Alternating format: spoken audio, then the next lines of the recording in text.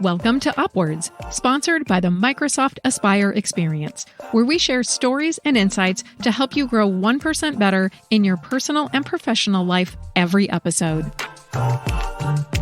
Here are your hosts for today's episode, Zach Zhu and Jay Lee.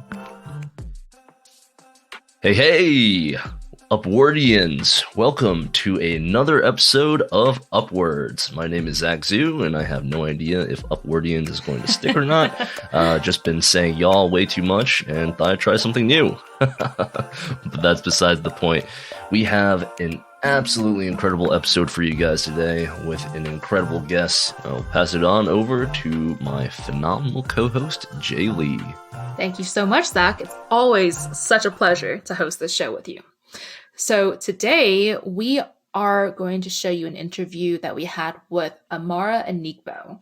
And Amara is an early in career university hire. She's currently a program manager in mixed reality, but she's also worked at Microsoft before, interned with Satya, and she's much better at introducing herself than I am introducing her. So we'll let her talk about herself, but most importantly, she's here to talk to you about what the power of the ask is. And we really hope that you enjoy learning from her, especially from her early in career perspectives. So, hey, Amara, thank you so much for joining us. Can you give us a brief overview of who you are and what you do? Hey everyone, I'm really excited to be on this today. My name is Amara Anigbo. I am a product manager for Microsoft Mixed Reality. I started last year in August 2020, so I'm fresh 9 months in, and I'm really excited to just share with you what I've learned through this experience. Before becoming full-time, I also interned at Microsoft for 2 summers. My first internship was in the office of the CEO with Satya Nadella, Microsoft CEO. And my other 2 internships were in mixed reality team. So I'm glad to be back and to just share what I've learned over my journey. Awesome. Well, Amara, sounds like you have a lot of experience under your belt. So to kind of start this off, from the new hire perspective, it's known that new hires are typically pretty meek and shy, not only at Microsoft, but pretty much at any company out there. So in order to collaborate, meet others, get help with work, it's really pertinent to involve other people on your team or outside of your team, especially as a new hire. So from your experience, what is the power of asking people for help and for this assistance early in your career? I think that's a great question. I believe the power of asking people early in your career is that you have such a huge trajectory for growth. You mentioned that a lot of times that early in your career, people are very timid when it comes to asking for feedback and asking for help because they don't want to seem like they don't know what's going on, which is totally understandable because it's a new environment. However, I do think that the difference is that when you're early in career, rather than thinking of, oh, I lack experience in this area, it's better to phrase asking for help in the sense of I have such a trajectory for growth. And I think when you focus on your trajectory for growth rather than your lack of experience in a certain area, you start to ask for certain things and opportunities that allow you to grow in that space. And I think oftentimes what hinders people who are early in career from asking those questions and asking for the help that they need is fear of failure. And I think oftentimes that can be very detrimental to our career journey because you are going to fail. It's inevitable, right? I think you have to just accept the fact that hey, I'm not going to know how to do everything. And I have to be totally okay with knowing that I don't know everything. But one thing I will know and one thing that I can control is asking questions. That is the one thing that we can't control, right?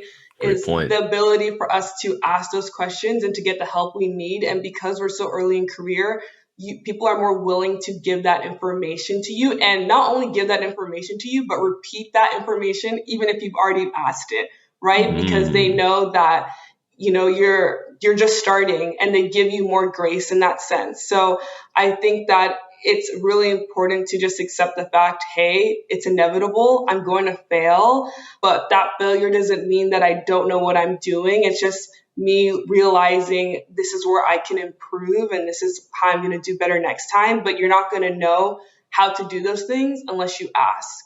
Mm-hmm. That is a very, very good point in more terms of how you go about asking people. Do you have a specific template that you typically use when reaching out to others? Yeah, I think that is also a great question because I think oftentimes as like being early in career, when we are reaching out to people, sometimes I think it's very one-sided. Like when I hear people talking about networking or reaching out on LinkedIn or via Teams, whatever capacity it is, it can be very one-sided. And I think that, as I said before, we see our lack of experience as a detrimental thing when it can actually empower you because you know that you have a trajectory for growth. And what I mean by that is knowing that when you're reaching out for help, that it's mutual, right? Because I also have something that I can contribute towards you. Even though I'm coming to ask you for help, I have a very unique perspective. I have a unique experience that I can also share with you that will help you grow as well. It's not just you going to go take information and experience and opportunities from these people, but also knowing that you have other things you can offer in that relationship as well. So I feel like it's not necessarily a template, but just more so the mindset of I also have something valuable to offer in this as well. Okay, you bring up a really, really good point because I know, obviously, from the standpoint of a lot of new hires, we're always in the mindset of like, oh, wow, I really want to give something to the people that we're asking for help from, but what can we give? Because we're new hires, we don't really know anything. So, what are the things that we can give as new hires within those specific relationships? Yeah, I think in terms of what you can give, people often underestimate the power of their perspective and their experience. Like we Mm, all have our own unique Mm-hmm. perspective and experience. And when you share that with someone, what that does is it expands their worldview and the way that they maybe will go about their day, maybe even go about their lives, something that you may share with them about yourself. And I think it's really important to know that your experience and your perspective is valuable enough, but also believe that you deserve to be where you are. Like you would have not been hired mm. if they didn't see that value in you and that trajectory for growth. And to know that just having your perspective and experience is enough. So that's the advice I would give in terms of that. Like, even if you're like, okay, I don't know anything about product management. I don't know anything about design. I don't know anything about like, engineering, but I'm also here with you trying to understand your experience and expand our worldviews together, which I think is equally important, if so more important, because I think that's what makes the world a better place. That is an awesome take, and thank you for gassing up our audience. That's what I'm here to do. Well, building off that point, what, in your opinion and your experience, is the best way to position a specific ask to where you get what you need from a person? I've been thinking about this question a lot lately, and I think something that has helped me in the way of positioning my ask is first asking myself, why do I want this? I think when you get really strong on Mm, what is your why and why you are asking for something, it builds your confidence and your conviction up to ask for that thing confidently. I think oftentimes when we ask, often we put a leash on ourselves because we start thinking of the limitations before we even go into the ask. Like, oh, well, maybe they're not going to agree, or maybe they may not say this, or maybe they don't want to work on this with me or mentor me, whatever it is. But it's like we're putting limitations on something that we haven't even gone to ask for yet. And if you feel so deeply convicted about it, then ask for it. The worst thing that someone can tell you is no, but at least you can walk away from it knowing that I tried. I tried my best. So in terms of framing the ask, I think the first thing to do is to ask yourself, why do I want this? And develop that like deep confidence and conviction.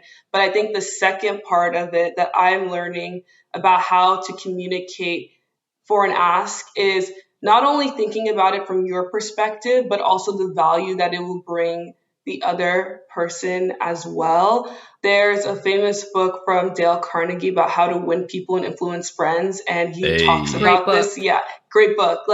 And he talks about this point. And it's really important to also think about what value does this bring someone else as well, rather than just seeing what does this ask do for me. But that comes from thinking, why do I want this? Why is this important to me? Because when you're able to understand that, you're going to be easily able to communicate how that also relates to the other person as well. So those are the two things I would say is, first, think about why it's important to you, but two, also think about how do you communicate that ask in a way that is also valuable for them. Awesome. You bring up an excellent point in terms of the question of what exactly do I want? It's a very underrated question because it seems so intuitive, like, oh, I know what I want. But ultimately, at the end of the day, it's a very tough question to answer. It is a tough question. And I think the best way to get to the root of that is constantly ask yourself why, right? So if you say, I want this person to be my mentor. Okay, well, why do I want them to be my mentor? And you answer that question. And once you answer that question, ask yourself another why. Keep asking yourself whys on top of each thing, and you will essentially get to what that bottom line is. And that's what you should communicate. So it's clearly understood between both of you what that ask is for and the reason of that ask. Do you potentially have a specific example off the top of your head? Yeah. So for example, for me, I had to ask myself when coming to Microsoft, why do I want to be a product manager? Right? Why is this specific role important to me? And I know it sounds very much like you see the offer letter, okay, just sign it. Why do you have to ask yourself why? It's Microsoft. I know, yeah. But I really try to be intentional about the decisions I make. And that often starts with asking myself why. And I said, why do I want to be a product manager? Well, I want to learn how to build good products. Well, why do I want to learn how to build good products? I want to learn how to build good products because I want to be able to impact people. Why does it matter to you that you impact people, right? So when you keep iterating on those things, you really are able to get to your why. And so I can identify, well, the reason why I want to do product management is because I want to have an impact in people's personal lives through product, but specifically think about how people from marginalized backgrounds interact with those products, because that's not something that I see in this space, right? But I wouldn't be able to get to that why if I didn't ask myself those questions. So I think that is an example. It could go longer, it's usually a long process, but there's other questions. So. Yeah, that's a great jumping off point as we kind of dissect the ask a little bit more. And so we were talking about asks at a higher level of what an ask is and how people should approach it. But one thing to keep in mind is that in a professional environment, there's just so many different types of asks going on. So I was wondering if you could go over some specific asks and get your insight on your strategy for each of them, as well as a personal example that you just gave of how you navigated each of these asks. So let's start with something that a lot of early in careers have probably already experienced, which is how to ask for basic help. And oftentimes new hires are gearing up to impress their team, and they may not want to ask for help, so they dwell on a problem that could actually impede their progress. Whether that's how to tackle an entirely new and vague problem, or even something as daily as asking for some code and processes advice. So Amara, how would you suggest people go about breaking down their mental barriers and ask for a helping hand from a teammate or a manager? I'm currently working through this right now. I look back at the times that I could have asked for help earlier. And something that I'm learning is that it's so important to ask for help at an early stage because it gives you more chances to iterate on it. So the final outcome will be better. So When you ask for help early, it helps you to iterate on that product early, but it also gets you in the mindset that failure is okay, that doing something and it's not exactly how you wanted it to be is okay. And I think what has made me realize is like perfection doesn't exist. Because even when you think something is perfect, right? Like say you do something and you're taking your time and you're not showing anyone because you don't want them to see the final product. And you show them the final product, 9 times out of 10, they're still going to tell you to go back and iterate on something. So you might as well go ahead in the beginning stages and start showing them so you can get that feedback early and incorporate it throughout the process.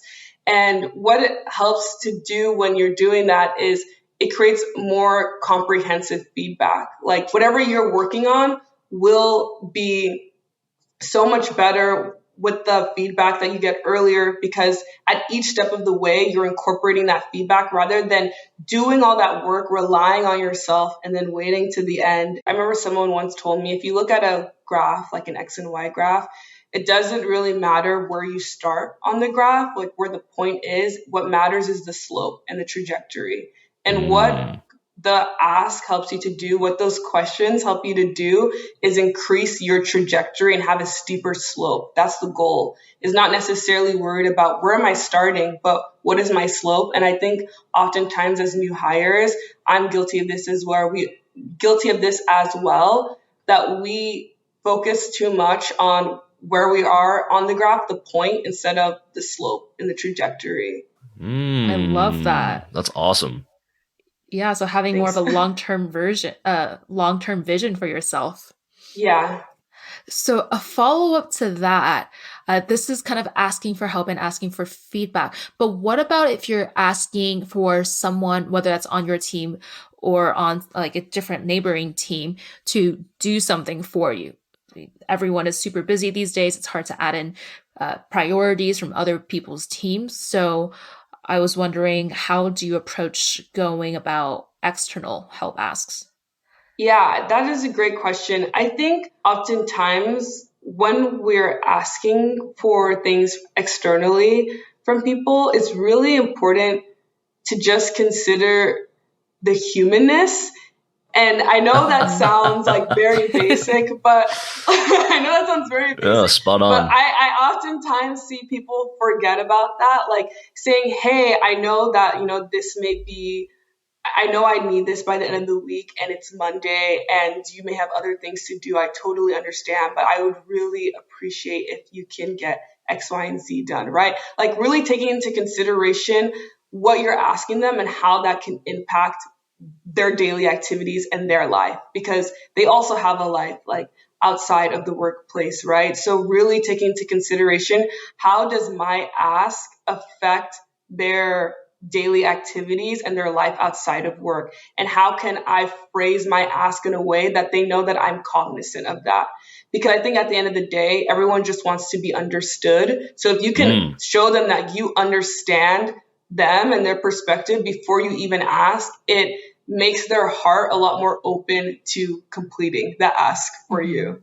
Yeah, totally. So keeping in mind that there's always a human behind the profile picture online. Yes. And I think that's a good point that you made, especially because we're virtual right now.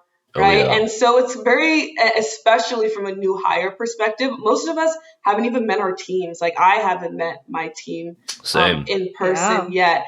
And because of that, you're not as cognizant of that. You're not, because you haven't seen them, you met them, when you're in the office, people are talking about, oh, this is what I did over the weekend. This is my kids and all these different things. You're not having as much of those conversations. So you have to realize and tell yourself, hey, like, even though I haven't met these people and everything is in a virtual environment, I still need to consider like these aspects of their life outside of work, even though I know them in this context. And while the virtual environment isn't helpful in building those like relationships outside of that, still being very cognizant of it is important. Yeah, you bring up a great point, because this virtual environment has absolutely obliterated boundaries. Yeah. So it's like important to ask for your boundaries too, and it's not something that is rude or disrespectful. It's just that like, that's what allows you to maintain like a healthy respect and a healthy relationship, right? Yeah, maintaining your own sanity as well. Yes, agreed. All right. Well, moving on to another ask, and this is probably something, well, not probably, it is definitely something that a lot of new hires have trouble with, and probably one of the most important aspects of being a new hire, and that is networking, of course. So, connecting with others for a coffee chat. We're all guilty of doing some good old LinkedIn and corporate profile stalking, especially here at Microsoft. What's your overall strategy for trying to connect with someone who has a cool job you want to learn more about or just learn from in general? And if you could give like a frame by frame of an experience that you had in real life that kind of goes along with this, that'd be awesome for our audience. So I'm a big fan of coffee chats. I try to have them very often. I remember my 2019 internship summer, I actually made it a point to have a coffee chat with someone every single day. Yeah, and I did it. Yes. That's awesome. That's and I insane. did it. And I love chatting with people because, as I said before, you learn so much and it expands your worldview. And I think when reaching out to people for these coffee chats, oftentimes it's very scary because it's almost like cold calling, right? In a way. But not to say that I don't like the term cold calling, but I think that there's a way to get around it, because cold calling is like you not knowing like anything about that person. But I think it's up to you, before, if you're interested in having a coffee chat with that person, to do your due diligence and find something that you can relate on, and use that point of relation to invite them to a coffee chat. Whether that's like, oh, we went to the same school, or we went to school in a similar state, like it can be, like, whoa, you were born in the United States as well? Yeah, like literally, like, like, oh, you're from Southern California too? Wow, that's great. Right? Like it can be anything or any type of interest. Whatever it is, find something that you can relate with about that person and use that as your vehicle to ask them for that coffee chat. But also say if you're interested in their role, like make that very clear. Like, I'm very interested in your role, but say why. Because I think oftentimes people say, I'm interested in your role, but why are you interested in my role? How does that connect with your future goals? Like if you can say, I'm really interested in your role because in the future I want to do work in this space, specifically doing X, Y, and Z, then they're like, oh, okay, this person has thought through this, right? And so I think that is the best way to go about cold calling or cold DMing, messaging, whatever we call it these days. All the above. All of the above. Cold messaging people is to find that point of relation between you two, but then also be very clear again on your why and what about their role interests you and how that relates to you. So my biggest takeaway from that is that 1, everyone stalks. 2, just own up to the fact that you stalk people. And 3, not just own up to it, but lean into it. So that cold calling it is like great warm point. Calling, I guess, if that makes warm sense. Warm calling, yes. We're going to call it warm calling. And it's not, I wouldn't call it stalking. I call it doing adequate research. Nice. Nice. Speaking like a PM over there. Yes, adequate research. I'm doing my due diligence. Yeah, it's like when I'm trying to go out to dinner and I just want to be cheap. It's like, no, I'm being economical. That's so funny. Oh my gosh. Okay, moving on. One last specific topic that we want to talk about, and Amara, that you hit on earlier, is on feedback. So at Microsoft, just to give our audience a little bit of insight, we're super lucky to be guided by the growth mindset that Satya champions, and this shows up in our HR processes as well. But for our listeners, some of them are not Microsoft employees, or some people would just prefer to ask for feedback face-to-face in a phone call with other people instead. So Amara, could you help us navigate what's the best way to ask for feedback from our colleagues and how to be receptive of that feedback as well? I think for people specifically who are early in career, it's important that you have a period of time that you're working with this person over which they can give you feedback. Because I think sometimes, again, I'm 9 months in, right? And I was so quick to ask people like, hey, can I have feedback on this? Like, maybe after like a month with like working with them, right? And it took me some time to realize, and I had someone tell me like, hey, I need some time to really like evaluate this and give you feedback, because what people are giving feedback on is the patterns they're seeing. And it takes time to see patterns in someone, right? And to see patterns in someone's work behavior and how they deliver, etc. Right? So you need to give people the adequate time in order to see those patterns and give really good feedback on them. I also think that there's different ways that you can ask for feedback from people. So I know personally, something that I'm learning is that there's people that right after I finish a project with them, I can go immediately ask them for feedback, where there's other people that it may take them maybe like a couple weeks after or some time after for me to go ask for feedback from them. And the way in which I'll ask for feedback from those people are also different too. Some people, before I even have them write in the perspective tool, I'll have a meeting with them and we'll just talk about what is the feedback they would give me. And I think oftentimes, from my experience, that is more beneficial, is trying to have a conversation about it before it's actually written out. Because I think from a conversation, you can like ask questions, you can ask follow-up questions. There's more room for explanation and just more room to learn about the perspective which they're giving you. I think after someone gives you feedback, especially if it's written, to have a conversation with them about it, because you're going to be able to ask more questions and get what you really need in order to improve. I love that. Yeah. So it's not just like a one-step process, but if you are really passionate about being receptive of that feedback and incorporating it into your daily lives, then might as well have that conversation, because you'd be actively thinking there instead of just reading it off of an email or off of a form online. Agreed. Yeah. And just positing the entire concept of feedback from like a psychological perspective, like how should you be viewing feedback from others in a way where you're getting the most out of that conversation? Because at the end of the day, it's to make you a better person. Yeah, it is to make you a better person. But I also want to make another point that's like, sometimes hearing feedback is difficult because it's feedback that like you don't expect, or maybe is a blind spot for you.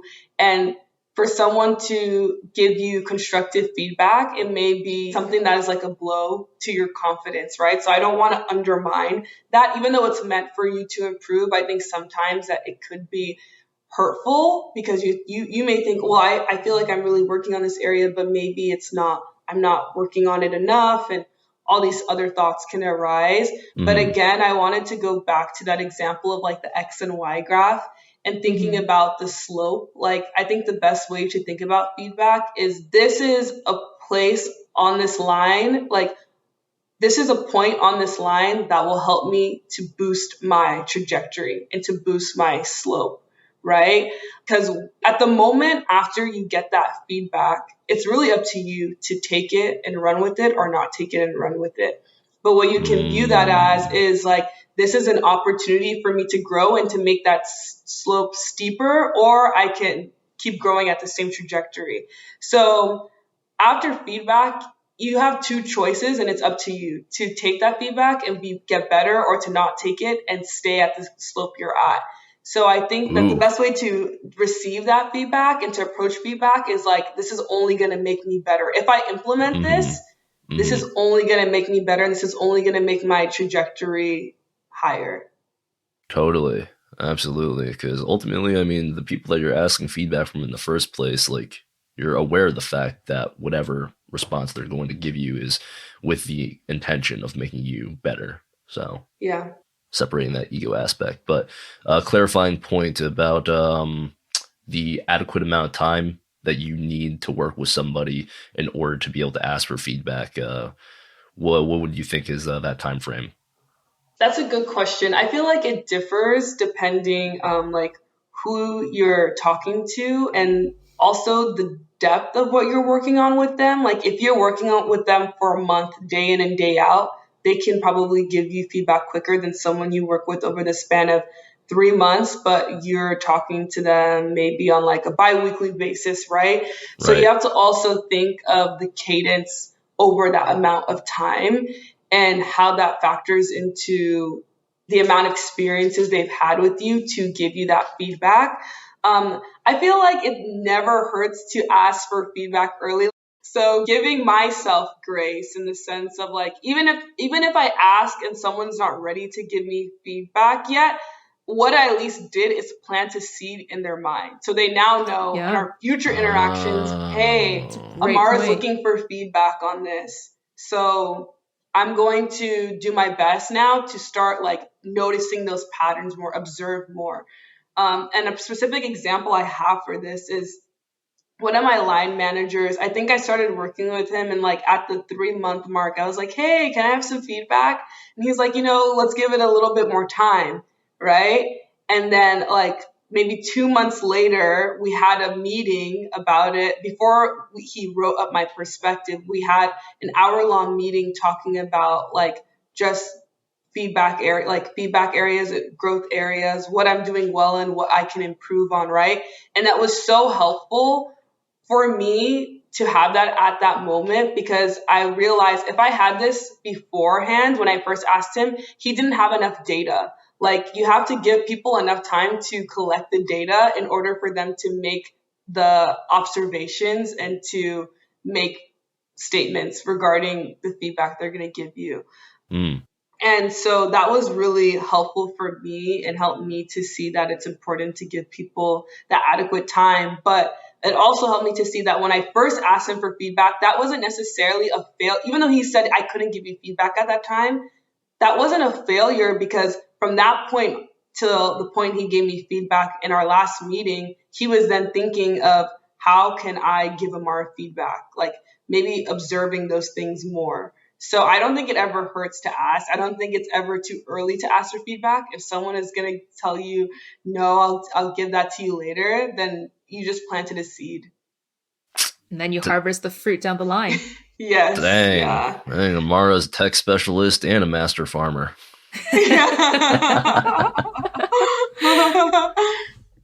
All right. So, Amara, let's backtrack a little bit. So, we've gone in depth on feedback and how to approach that type of ask. But what about like the confidence and the activation energy, let's say, to even send that ask out in the first place? And so we did some digging into your background, and we know that you've been mentored by Satya Nadella, who is the CEO of Microsoft. And that is just a lot of guts to do and to go through with for an entire summer. So could you describe how you built up the confidence for a difficult ask, whether mentorship or feedback or anything like that? And how do you keep that confidence throughout the entire ask? I'm going to give a little story to that, actually. Ooh, story. Story time. Yeah, a little story time. How I actually got into mixed reality was through an ask, right? So I was interning in 2018 in the office of the CEO. I was sitting in a demo for a conference that was coming up that Satya was going to present at. And they were presenting a mixed reality demo. And the GM for mixed reality at the time was sitting in that demo. And it was my first time seeing like mixed reality technology. I was like, whoa, this is super cool. I want to be in this space. And my internship with Satya was for 4 weeks. And after that 4 weeks, that was it. It was done. Like it wasn't like, oh, okay, you're going to come back like next summer or anything. Like it was just the 4 weeks and that was supposed to be it.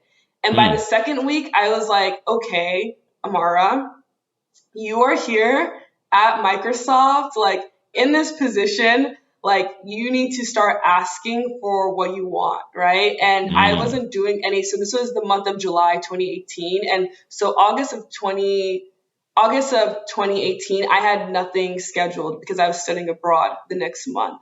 So I started talking with people and I said, hey, I'm interning in the office of the CEO right now, but I really want to get more internship experience. I want to learn what it's like to be a PM. Can I be a PM intern on your team for the month of August? Even though that wasn't standard, even though no one was doing it, I was like, let me just ask and see what happens. So I saw that mixed reality demo and I started talking to the GM for mixed reality at the time. And she connected me with another PM who was early in career. And we had a 30-minute conversation scheduled. It turned into 2 hours. And at the end of that conversation, I asked her, hey, I'm really interested in the space you work in. I would really love to see what it's like to be a PM in this space. Is it possible if I can be an intern on mixed reality for 4 weeks in August? And she was like, let me get back to you. Like, we'll see. Let's talk about it. Within 2 days, they came back to me and they were like, okay, sure. Come and be our intern for our PM intern on mixed reality. And then that's how I got my return offer for the next summer for the standard 12-week internship. And so what I learned through that experience is like, asking is important, but it's also about seizing the opportunity. And in those moments, it wasn't necessarily that I had the confidence, right? Like I didn't necessarily have now looking back, I didn't necessarily have the confidence, but what I did is like, I told myself, I'm going to do it afraid. Like, even if I'm afraid to ask, I'm still going to do it. Even if I'm not sure what the outcome is, I'm still going to do it because the worst someone can tell me is no. Right. And always keep that in the back of my head is like, what's the worst thing someone can tell me? Mm-hmm. No. And that was already the default to begin with. So I can only improve from here. Right? So, it only goes up. Yeah, it only goes up. It only goes up. Like, hopefully I get something out of this. And the default is no. So I might as well just try. So that's what I learned through that situation is like, one, ask for big things. And even if you're afraid, do it afraid, but also seize the opportunity that you are in and really maximize the growth opportunities that you can get out of those situations. Oh man, I absolutely adore your mindset. That's amazing. Default being no, and also just like the fact that you have so much confidence in the sense of your perspective being extremely valuable, which it is. And another huge aspect of being a new hire is that sometimes we can be really easily discouraged because of our overall lack of experience. Sometimes people say no, or they don't respond to our emails, or worst of all, they leave us on red on Teams. Oh. What are some other words of advice you would give to our audience in regards to avoid getting discouraged and to keep on asking? The advice that I would give is to really know your worth, which I know sounds very cliche. I know people say like, know your worth, self-love, all this stuff, it's 2021. But I really would stress like, in order to ask for those big things, right? It's really important to know I'm worthy of this. I'm worthy of what I'm asking. I'm worthy of what I'm asking and even more, right? And to come to that ask with the confidence and the knowing that if it doesn't happen this way, this is not the only vehicle that it can happen through. There's many ways to get to the same point. So even if this person tells me no, okay, cool. At least I asked. The default was no to begin with. So let me go and shift my focus to something else that will help me to reach that point. And I think backtracking a little bit, knowing that there's many different ways to get to the same destination. When you realize that, it just broadens your ability to ask because you're just going to ask for everything. Because you're going to ask for everything when you realize that there's not one destination. You're like, okay, there's many destinations. It's a numbers game. Let's just start asking for what I want and see which one gets me to the point I need to be. That's amazing. Wow. Wow, Mara, we really appreciate you coming on the podcast and just listening to your experience and how you navigate different types of asks. So just to wrap up this conversation with the cherry on top, what are some action items that our audience can hop on immediately to navigate their next ask?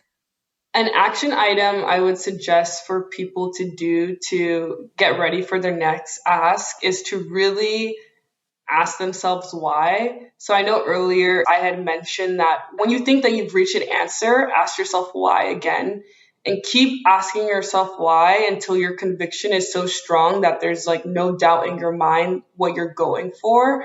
And that will give you the confidence that you need to go and ask for those things boldly. And the other thing I would say in terms of an action item, it's not necessarily an action item, but something to just remember is that the default is no.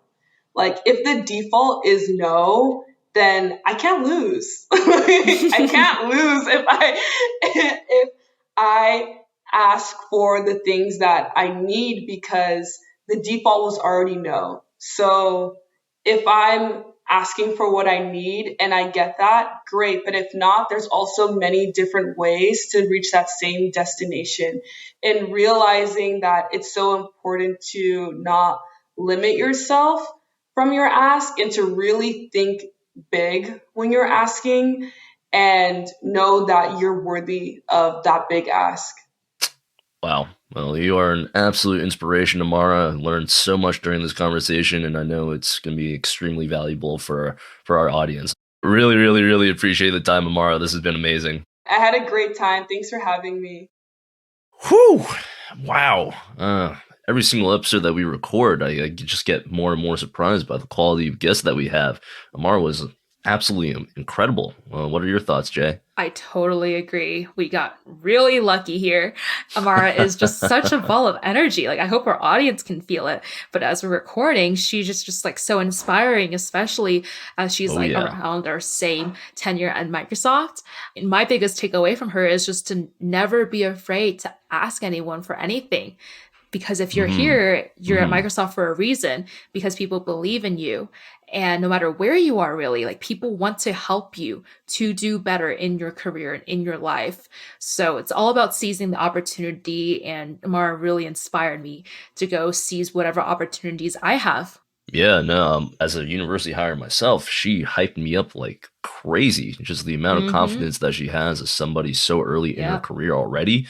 And I just love how she touched on the fact that even though we're early in career and we don't really have too much experience per se, our overall value is still pretty valuable because we're carrying new perspectives, and in any kind of situation that can really contribute to the overall larger picture. So I feel really confident in the fact that I am valuable.